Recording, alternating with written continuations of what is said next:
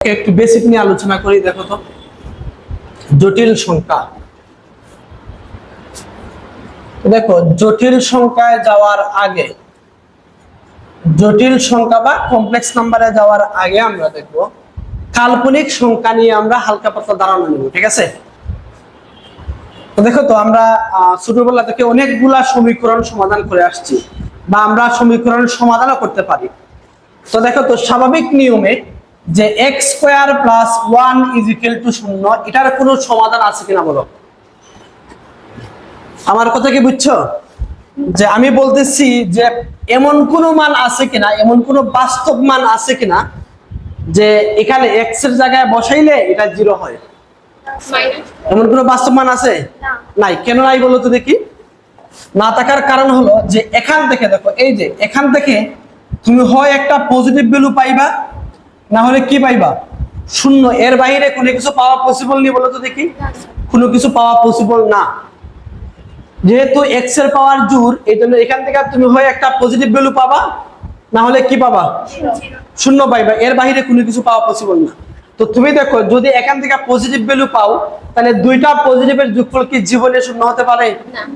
আবার তুমি মনে করো এখান থেকে 0 পাইলা, 0 সাথে 1 যোগ করলে কি জীবনে 0 হতে পারে? পারে না। তার মানে এটার বাস্তব কোনো সমাধান নাই, এটার বাস্তব কোনো সমাধান নাই। তাহলে দেখো, আমরা একটু সমীকরণটা সমাধান করার চেষ্টা করি। = হয়ে যাবে -1 হয়ে যাবে। এখন তুমি যদি x এর মান বের করতে যাও, তাহলে দেখো এখানে কি চলে আসলো? √ওভার চলে আসলো। তাহলে √ওভারের ভিতরে কি চলে আসলো? -1। এটা কোনো বাস্তব মান না।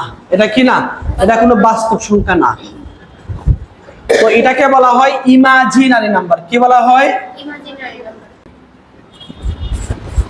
আচ্ছা, এটাকে কি বলা হয়? Imaginary number. ঠিক আছে? বা কাল্পনিক সংখ্যা। তো ইমাজিনারি নাম্বার থেকে মাজিনারিকে বাদ দিলে পরে যা থাকে, এটাকে মূলত তা দিয়ে প্রকাশ করা হয়। তাহলে আমরা কি বুঝলাম? যে √ওভার -1 যেখানেই আছে, এটাকে কি বলতে পারবো আমরা? আই বলতে পারবো। ঠিক আছে? এখানে অনেক ইতিহাস আছে। আইওটা থেকে আই শব্দটা আসছে, বা ইমাজিনারি শব্দটা আসছে।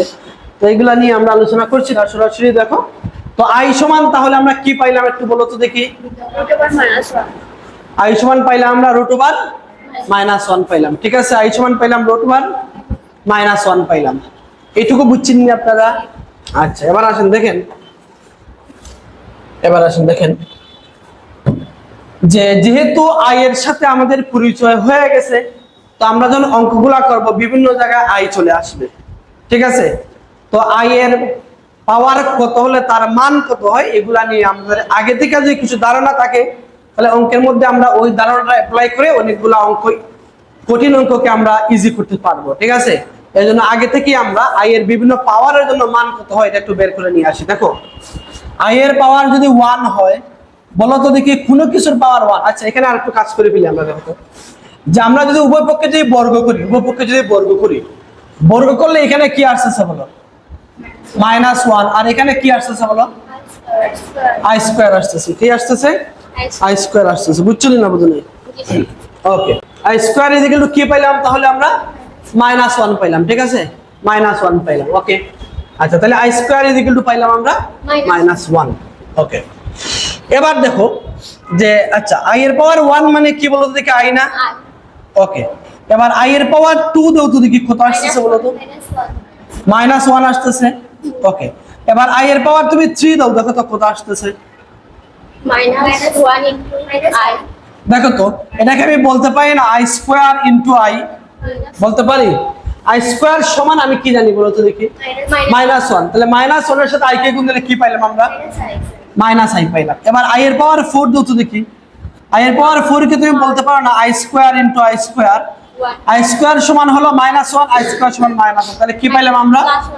1 পাইলাম। অথবা তুমি এইভাবে চিন্তা করতে পারো যে i এর পাওয়ার 2 দিয়ে তার উপরে আমরা কি দিতে পারি? স্কয়ার দিতে পারি। তাহলে i² মানে যদি -1 হয়, তার উপরে স্কয়ার মানে কি হয়ে গেল? 1 হয়ে গেল। বুঝছেন এটা না বুঝলেন বলেন? পাওয়ার আমি 5 দিচ্ছি। দেখো, i এর পাওয়ার 5। একটু বলো তো কি আসতেছে? দেখো, তুমি যেহেতু i এর পাওয়ার 4 সমান 1 জানো, তাহলে এটা কেমন ভাবে ভাঙবো? যে i এর পাওয়ার 4 * i লিখো। তাহলে i এর পাওয়ার 4 মানে কত জানো তুমি? 1 এর সাথে i কে গুণ দিলে কি হবে? i হবে। একটু খেয়াল করে দেখো যে একটা মান কিন্তু রিপিট হয়ে গেছে। দেখো এই যে এটার মান i ছিল, দেখো এটাও কি আসছে? i আসছে না? ঠিক আছে কি না?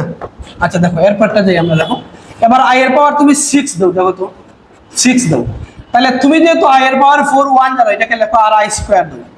তাহলে বলো i এর পাওয়ার 4 মানে 1 আর i স্কয়ার সমান -1, তাহলে সব মিলে কি পাইলাম আমরা? -1 পাইলাম। দেখো তো আবারও রিপিট হইছে কিনা? জি স্যার। এই যে দেখেন, এই যে এই মানটা আবার রিপিট হইছে, দেখেন। ওকে, এবার i এর পাওয়ার তুমি 7 দাও তো দেখি, 7 দাও। দেখো কি আসছে? i এর পাওয়ার 4 * i কিউব দাও। ঠিক আছে? আচ্ছা, i এর পাওয়ার 4 মানে কত বলেন তো দেখি? 1। i এর পাওয়ার 4 মানে হলো 1, আর i কিউব সমান আমরা কি জানি বলেন? -i। i কিউব সমান জানি আমরা -i, তাহলে সব মিলিয়ে কি পাইলাম আমরা? দেখেন তো আবারও রিপিট হইছে কিনা? জি স্যার। দেখেন এই যে এটা দেখেন আবারও রিপিট হইছে, দেখেন। ওকে, এবার i এর পাওয়ার দেন, i এর পাওয়ার 8 দেন তো দেখি, 8 দেন। তাহলে কি বলতে পারে? i এর পাওয়ার 4 * i এর পাওয়ার 4, সব মিলিয়ে কি পাইলাম? 1 * 1 = 1 পাইলাম। দেখেন তো আবারও এটা রিপিট হইছে কিনা? দেখেন তো এই যে আবারও রিপিট হইছে, দেখছেন? জি। আচ্ছা, এখন তার মানে আমরা বুঝতে পারলাম যে তুমি i এর ঘাত সারা জীবন যদি লেখো, তাহলে এই চারটা মান ছাড়া আর কোনো মান পাওয়া যাবে না। বুঝছো? i -1 -i 1, এই চারটা ছাড়া আর কোনো মান পাওয়া যাবে না। এই যে দেখো আবার যখন আমি চারটা লিখছি আবারও কি 1, আবার তুমি 9 থেকে শুরু করে দেখবা আবার ওইগুলাই রিপিট হবে, এই চারটাই রিপিট হবে। বুঝছেন? তাহলে যেহেতু আমরা দেখলাম যে i এর ঘাত যতই হোক না কেন এই চারটা মানই বের হয়ে আসে, তার মানে আমরা এখানের মধ্যে এমন কোনো রিলেশন খুঁজে পাই কিনা দেখি যে আমরা i এর পাওয়ার দেখে বলতে পারবো তার মান কত। ঠিক আছে? ওকে, একটু খেয়াল করি আমরা। দেখো এখানে i এর ঘাত কত ছিল বলো তো দেখি? 1। 1 কে আমরা 4 দিয়ে ভাগ করি তো বলেন কয়বার যাবে? একবারও যাবে না। 4 হইলে না হয় একবার যাইতো, যেহেতু 4 থেকে কম একবারও যাবে না, মানে 0 বার যাবে। তো 0 বার গেলে কত হবে? 4 0 0। বলো ভাগশেষ কত? 1। ভাগশেষ হলো 1। এটা বুঝছেন নি? বুঝছেন? ওকে, আচ্ছা দেখো ভাগশেষ যখন 1 তার মান কত? i। তার মানে আমরা একটা দেখার পরে এই ডিসিশন নিতে পারি না যে পৃথিবীতে যত i এর ঘাত আছে 4 দিয়ে ভাগ করলে ভাগশেষ 1 হলে মান i। একটা দেখে এই ডিসিশন নেওয়া উচিত হবে না, আরো 4-5টা দেখার পরে ডিসিশন নেওয়া উচিত হবে। তো আমরা দেখি আবার দেখি মানটা কোথায় রিপিট হয়েছে। দেখো তো এখানে না, i এর ঘাত কত আছে এখানে বলেন তো দেখি? 5 আছে। ওইটাকে আবার 4 দিয়ে ভাগ করেন তো, একবার যাই। বলেন কয়বার যাবে? একবার যাবে। 4 একে 4, ভাগশেষ কত বলেন তো দেখি? 1। তো আমরা দেখলাম যে এটাকে এখানে i এর ঘাতকে যখন 4 দিয়ে ভাগ করলাম ভাগশেষ 1 মান i। এখানে i এর ঘাতকে যখন 4 দ্বারা ভাগ করলাম ভাগশেষ 1 মান কি? i। এখন মোটামুটি আমরা এই ডিসিশনটা নিতে পারি যে i এর ঘাত যাই হোক না কেন 4 দ্বারা ভাগ করলে ভাগশেষ যদি 1 হয় মান হবে i। একটু লিখে ফেলো সুন্দর করে যে i এর ঘাতকে 4 দ্বারা ভাগ করলে ভাগশেষ 1 হলে মান হবে i। সুন্দর করে একটু লিখে ফেলো। এখানে বলেন i এর ঘাত কত আছে বলেন তো? 2। i এর ঘাত কত আছে? 2 আছে। 2 কে একটু 4 দ্বারা ভাগ করেন তো, দেখেন তো কয়বার যায়?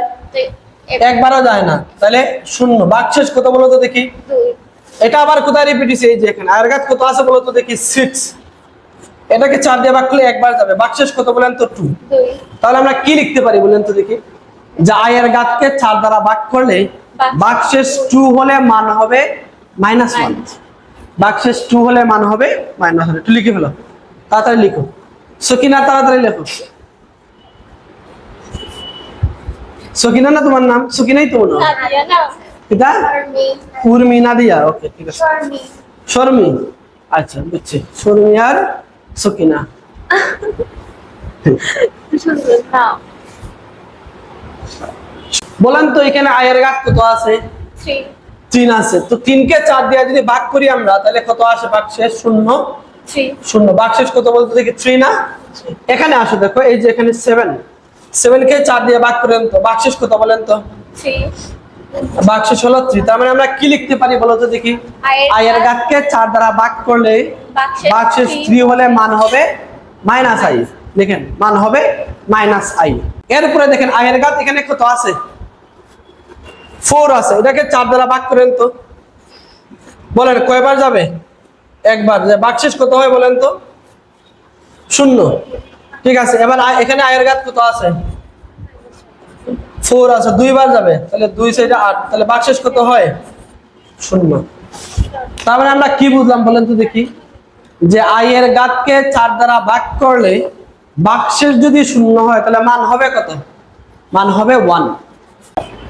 এবার আয়ের ঘাত যাই হোক না কেন আমরা মান কি বলতে পারবো না কত? ওকে, রিয়ামণি বলো। রিয়া আনসার বলবা, 1 সেকেন্ডের মধ্যে বলতে হবে। বলো আয়ের ঘাত 16 হলে মান কত হয়? তাড়াতাড়ি বলো। 1 থ্যাংক ইউ। ওকে সকিনা বলো, আয়ের ঘাত 23 হলে মান কত? বলো কুইকলি বলো। মাইনাস, সরি, মাইনাস আই হবে, ঠিক আছে, মাইনাস আই হবে। ওকে, এবার কে বলবা? হালিমা। হালিমা বলো, এটার মান কত বলেন? 1। ওকে, নিতু। নিতু বলো, বলো এটার মান কত? মাইনাস। কেন? 4 দিয়ে ভাগ করলে ভাগশেষ কত থাকে? 1 থাকে না? ভাগশেষ 1 হলে মান কত হয়? আই। কি হয়? আই হয়, আই। আচ্ছা ওকে, এবার বলেন তো দেখি, সবাই মিলে বলেন। আয়ের পাওয়ার দিলাম এই যে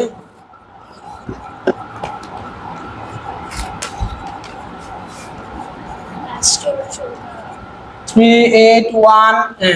ওকে, বলো কে বলতে পারবা এটার মান কত হবে? ক্যালকুলেটর লাগবে না। কি হবে এটা? 1 হয়ে যাবে। কেমনে বুঝলা বলো তো দেখি? ওকে, তো দেখো আমাদের তো ভাগফল দরকার না, দরকার কি?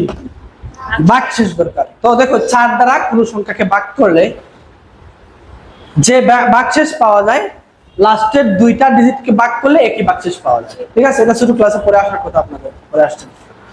এই জন্য এত বড় সংখ্যাকে আমরা 4 দিয়ে ভাগ করার দরকার নেই, আমরা লাস্টের 2টা ডিজিটকে ভাগ করবো। তাহলে কি 16কে 4 দিয়ে ভাগ করলে ভাগশেষ যেহেতু 0, আর ভাগশেষ 0 মানে মান কত বলো তো দেখি? 1। বুঝছেন না বুঝেন নাই বলেন তো দেখি? বুঝছেন? ওকে।